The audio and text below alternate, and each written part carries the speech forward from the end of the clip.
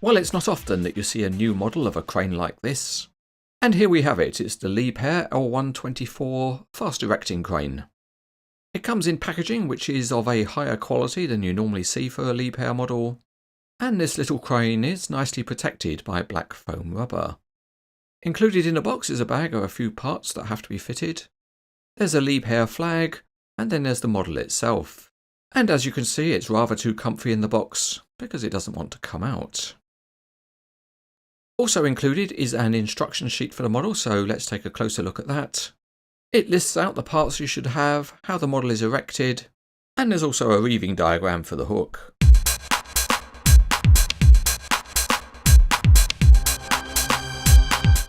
To begin the assembly, we need to give it some feet to stand on, and there are 4 outrigger pads which are mounted on screw threads, and each one simply gets screwed into an outrigger beam. Here the legs are folded as if for transport, but sadly there are no transport axles included with the model, so we'll just get straight on and spread out the outrigger beams. They are well designed because they have a soft click into place so they don't flap about once you've set them. To add the hook and trolley onto the jib, we need to open up the model, so this becomes the first attempt at the fast erecting mechanism. You do need to make sure that all cables are where they should be and that nothing is snagged. And then you can gently raise the mast, which as you can see is hinged in the middle. We need to run out the hoist rope, and the winch is included inside the body, and because it's hard to get to, there's a key that lets you turn the winch. Unless you've got fingers the thickness of matchsticks, it's hard to get the end of the rope, so here we've grabbed hold of the end of it using a work tool. Once you've got enough out, then of course you can just give it a good old pull with your fingers. It then runs up and over a pulley at the top of the mast, and to complete the reeving we need to add on the trolley.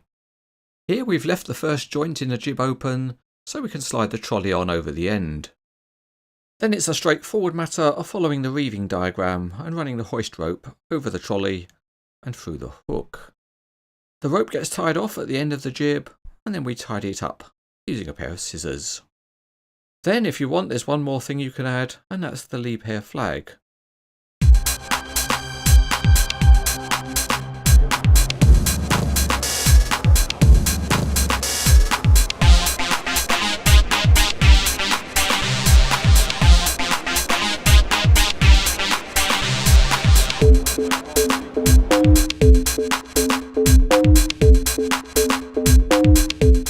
The body has simple clean lines with a warning light, and there's a hole for the key to operate the winch.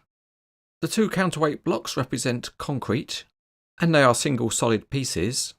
The mast is simple just like the real crane, and the connecting cables have a nice steel finish. At the top of the mast there's some decent graphics, and the lattice jib is metal with a hollow bottom side. The overall geometry of the jib when it's erected is very good. The trolley is plastic, the hook is metal, and they both have metal pulleys.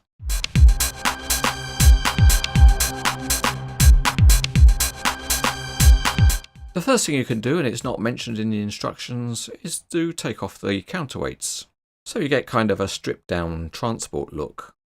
The trolley slides along the jib, but you have to move it along by hand, and as you can see the hook has enough weight to keep the hoist rope taut. You can position the trolley anywhere that you want it. Of course, if you like to play crane driver, then you can operate the winch and raise and lower the hook. If you want, you can display the crane in a short jib configuration. You can fold over the very tip and then fold over the whole of the second part. So by doing that, it would allow your crane to work in a narrow display case. Of course, you can also rotate the crane, and on the review model that worked reasonably smoothly.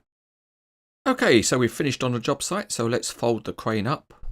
The trolley goes at the end of the grey section of jib, and we occasionally need to wind up on the hoist rope as we go. On the real crane this is controlled by hydraulics, but on our crane we're using giant hydraulic hands. We keep folding as we go until it's all folded up and done. Opened up, this is quite a big model, so let's do a quick dim check. And it's about 18 inches or 45 centimetres at the highest point. Now let's check it out from end to end. and is about 22 inches or 56 centimetres. Let's also check what our model can lift, and if we put 10 grams at the jib tip, that amounts to the tipping load.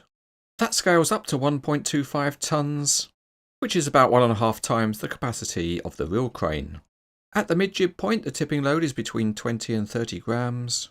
So again, it's about 1.5 times the real capacity of the crane, which is 2.5 tonnes.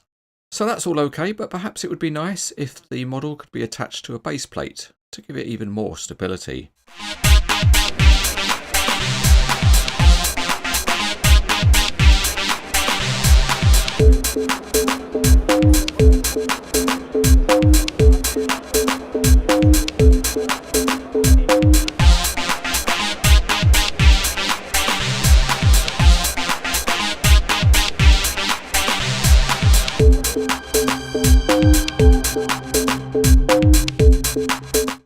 The Liebherr L1 is a relatively simple machine, and this model reflects it well.